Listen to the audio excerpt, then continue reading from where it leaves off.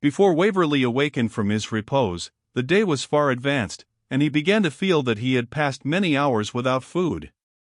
This was soon supplied in form of a copious breakfast, but Colonel Stewart, as if wishing to avoid the queries of his guest, did not again present himself.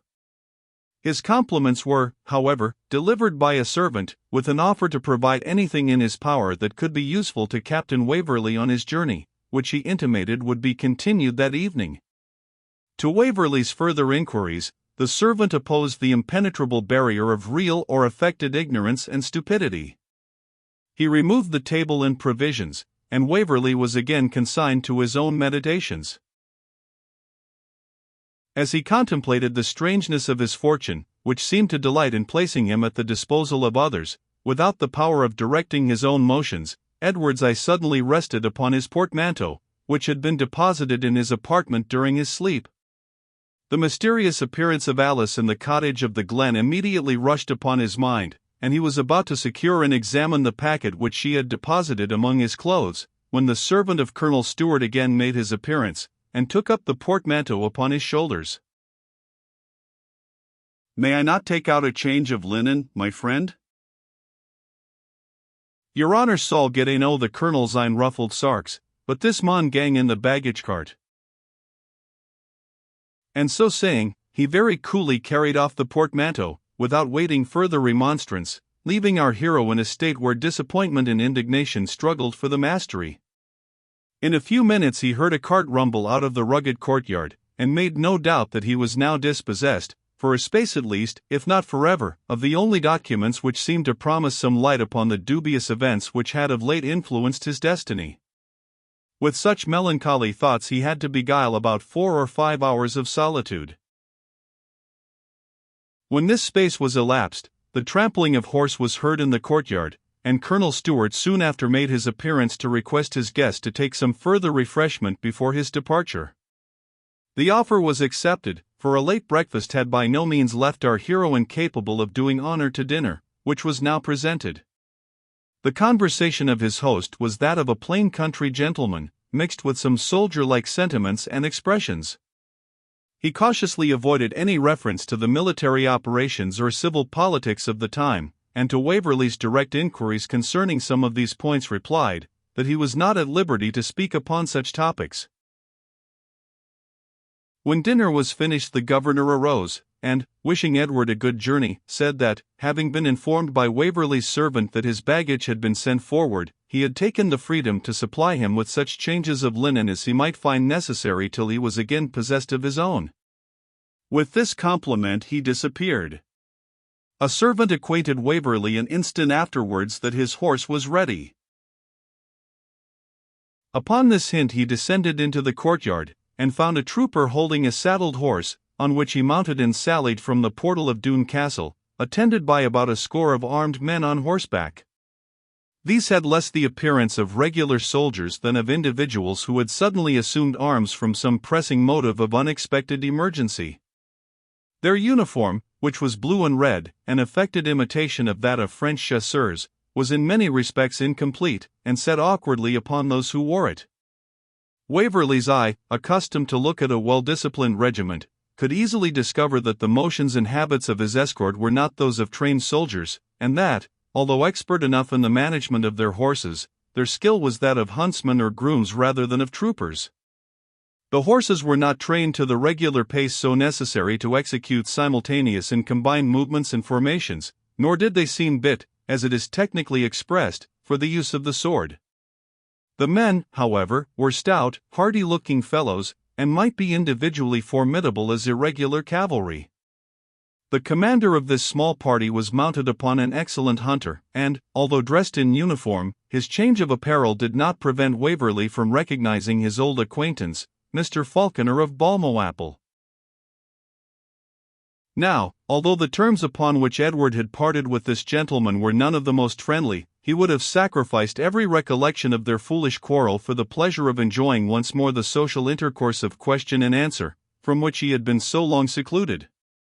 But apparently the remembrance of his defeat by the Baron of Bradwardine, of which Edward had been the unwilling cause, still rankled in the mind of the low-bred and yet proud laird. he carefully avoided giving the least sign of recognition, riding doggedly at the head of his men, who, though scarce equal in numbers to a sergeant's party, were denominated Captain Falconer's troop, being preceded by a trumpet, which sounded from time to time, and a standard, borne by Cornet Falconer, the laird's younger brother.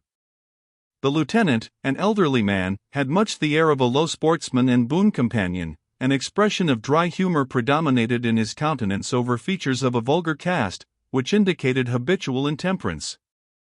His cocked hat was set knowingly upon one side of his head, and while he whistled the Bob of Dumlane, under the influence of half a mutchkin of brandy, he seemed to trot merrily forward, with a happy indifference to the state of the country, the conduct of the party, the end of the journey, and all other sublunary matters whatever. From this wight, who now and then dropped alongside of his horse, Waverley hoped to acquire some information, or at least to beguile the way with talk. "A fine evening, sir," was Edward's salutation. "Ow, aye, sir."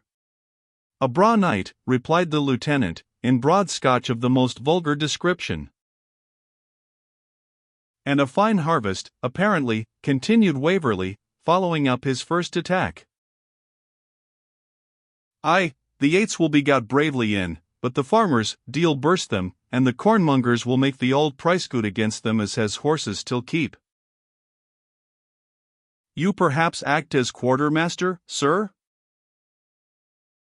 "Aye, quartermaster, riding master, and lieutenant," answered this officer of all work. "And, to be sure, was fitter to look after the breaking and the keeping of the poor beasts than Missile, that bought and sold every ane o' them? And pray, sir, if it be not too great a freedom, may I beg to know where we are going just now?" "A fool's errand, I fear," answered this communicative personage. "In that case," said Waverley, determined not to spare civility, "I should have thought a person of your appearance would not have been found on the road." Very true, sir," replied the officer, "but every why has its wherefore. Ye maun ken, the laird there bought a thir beasts frae me to munt his troop, and agreed to pay for them according to the necessities and prices of the time. But then he hadna the ready penny, and I hae been advised his bond will not be worth a bottle against the estate, and then I had of my dealers to settle why at Martinmas, and so, as he very kindly offered me this commission, and as the old 15 wad never help me to my siller for sending out nags against the government, why, conscience. Sir, I thought my best chance for payment was e'en to gie out 28 Missile, and ye may judge, sir, as I hae delted my life in halters, I think na mickle o' putting my craig in peril of a St. Johnstone's tippet." The judges of the Supreme Court of Session in Scotland are proverbially termed among the country people, the 15. "You are not, then, by profession a soldier," said Waverley. "Na, thank God," answered this doughty partisan, "I wasna bred at Sae short a tether, I was brought up to hack and manger. I was bred a horsecour, sir, and if I might live to see you at Whitsun Tryst, or at Stagshawbank, or the winter fair at Hoyk, and you wanted a spanker that would lead the field, I be caution I would serve ye easy, for Jamie Jinker was ne'er the lad to impose upon a gentleman. Ye're a gentleman, sir, and should ken a horse's points. Ye see that through ganging thing that Balmawapple's on, I selled her till him. She was bred out of Lick the Ladle, that won the King's Plate at Caverton Edge, by Duke Hamilton's Whitefoot, etc., etc., etc. But as Jinker was entered full sail upon the pedigree of Balmawapple's mare, having already got as far as great-grandsire and great-grandam, and while Waverley was watching for an opportunity to obtain from him intelligence of more interest, the noble captain checked his horse until they came up, and then, without directly appearing to notice Edward, said sternly to the genealogist, "I thought, Lieutenant, my orders were precise, that no one should speak to the prisoner?" The metamorphosed horse-dealer was silenced of course, and slunk to the rear, where he consoled himself by entering into a vehement dispute upon the price of hay with a farmer who had reluctantly followed his laird to the field rather than give up his farm, whereof the lease had just expired. Waverley was therefore once more consigned to silence, foreseeing that further attempts at conversation with any of the party would only give Balmawapple a wished-for opportunity to display the insolence of authority, and the sulky spite of a temper naturally dogged, and rendered more so by habits of low indulgence and the incense of servile adulation. In about 2 hours' time the party were near the castle of Stirling, over whose battlements the Union flag was brightened as it waved in the evening sun. To shorten his journey, or perhaps to display his importance and insult the English garrison, Balmawhapple, inclining to the right, took his route through the Royal Park, which reaches to and surrounds the rock upon which the fortress is situated. Illustration. With a mind more at ease, Waverley could not have failed to admire the mixture of romance and beauty which renders interesting the scene through which he was now passing, the field which had been the scene of the tournaments of old, the rock from which the ladies beheld the contest, while each made vows for the success of some favourite knight, the towers of the Gothic church, where these vows might be paid, and, surmounting all, the fortress itself, at once a castle and palace, where valour received the prize from royalty, and knights and dames closed the evening amid the revelry of the dance, the song, and the feast. All these were objects fitted to arouse and interest a romantic imagination. But Waverley had other objects of meditation, and an incident soon occurred of a nature to disturb meditation of any kind. Balmawhapple, in the pride of his heart, as he wheeled his little body of cavalry round the base of the castle, commanded his trumpet to sound a flourish and his standard to be displayed. This insult produced apparently some sensation, for when the cavalcade was at such distance from the southern battery as to admit of a gun being depressed so as to bear upon them, a flash of fire issued from one of the embrasures upon the rock, and ere the report with which it was attended could be heard, the rushing sound of a cannon-ball passed over Balmawhapple's head, and the bullet, burying itself in the ground at a few yards' distance, covered him with the earth which it drove up. There was no need to bid the party trudge. In fact, every man, acting upon the impulse of the moment, soon brought Mr. Jinker's steeds to show their mettle, and the cavaliers, retreating with more speed than regularity, never took to a trot, as the lieutenant afterwards observed, until an intervening eminence had secured them from any repetition of so undesirable a compliment on the part of Stirling Castle. I must do Balmawhapple, however, the justice to say that he not only kept the rear of his troop, and laboured to maintain some order among them, but, in the height of his gallantry, answered the fire of the castle by discharging one of his horse pistols at the battlements, although, the distance being nearly half a mile, I could never learn that this measure of retaliation was attended with any particular effect. The travellers now passed the memorable field of Bannockburn and reached the Torwood, a place glorious or terrible to the recollections of the Scottish peasant, as the feats of Wallace or the cruelties of Wood Willie Grime predominate in his recollection.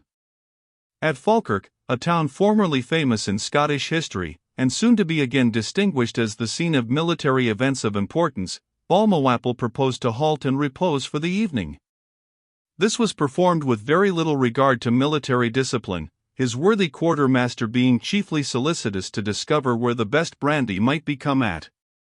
Sentinels were deemed unnecessary, and the only vigils performed were those of such of the party as could procure liquor. A few resolute men might easily have cut off the detachment, but of the inhabitants some were favourable, many indifferent, and the rest overawed. So nothing memorable occurred in the course of the evening, except that Waverley's rest was sorely interrupted by the revellers hallooing forth their Jacobite songs, without remorse or mitigation of voice. Early in the morning they were again mounted and on the road to Edinburgh, though the pallid visages of some of the troop betrayed that they had spent a night of sleepless debauchery. They halted at Linlithgow, distinguished by its ancient palace, which 60 years since was entire inhabitable, and whose venerable ruins, not quite 60 years since, very narrowly escaped the unworthy fate of being converted into a barrack for French prisoners. May repose and blessings attend the ashes of the patriotic statesman who, amongst his last services to Scotland, interposed to prevent this profanation. As they approached the metropolis of Scotland, through a champaign and cultivated country, the sounds of war began to be heard. The distant yet distinct report of heavy cannon, fired at intervals, apprised Waverley that the work of destruction was going forward. Even Balmawhapple seemed moved to take some precautions, by sending an advanced party in front of his troop, keeping the main body in tolerable order, and moving steadily forward. Marching in this manner, they speedily reached an eminence, from which they could view Edinburgh stretching along the ridgy hill which slopes eastward from the castle. The latter, being in a state of siege, or rather of blockade, by the northern insurgents, who had already occupied the town for 2 or 3 days, fired at intervals upon such parties of Highlanders as exposed themselves, either on the main street or elsewhere in the vicinity of the fortress. The morning being calm and fair, the effect of this dropping fire was to invest the castle in wreaths of smoke, the edges of which dissipated slowly in the air, while the central vale was darkened ever and anon by fresh clouds poured forth from the battlements, the whole giving, by the partial concealment, an appearance of grandeur and gloom, rendered more terrific when Waverley reflected on the cause by which it was produced, and that each explosion might ring some brave man's knell. Ere they approached the city, the partial cannonade had wholly ceased. Balmawhapple, however, having in his recollection the unfriendly greeting which his troop had received from the battery at Stirling, had apparently no wish to tempt the forbearance of the artillery of the castle. He therefore left the direct road, and, sweeping considerably to the southward so as to keep out of the range of the cannon, approached the ancient palace of Holyrood without having entered the walls of the city. He then drew up his men in front of that venerable pile, and delivered Waverley to the custody of a guard of Highlanders, whose officer conducted him into the interior of the building. A long, low, and ill-proportioned gallery, hung with pictures, affirmed to be the portraits of kings, who, if they ever flourished at all, lived several hundred years before the invention of painting and oil colors, served as a sort of guard-chamber or vestibule to the apartments which the adventurous Charles Edward now occupied in the palace of his ancestors. Officers, both in the Highland and Lowland garb, passed and repassed in haste, or loitered in the hall as if waiting for orders. Secretaries were engaged in making out passes, musters, and returns. All seemed busy, and earnestly intent upon something of importance, but Waverley was suffered to remain seated in the recess of a window, unnoticed by anyone, in anxious reflection upon the crisis of his fate, which seemed now rapidly approaching.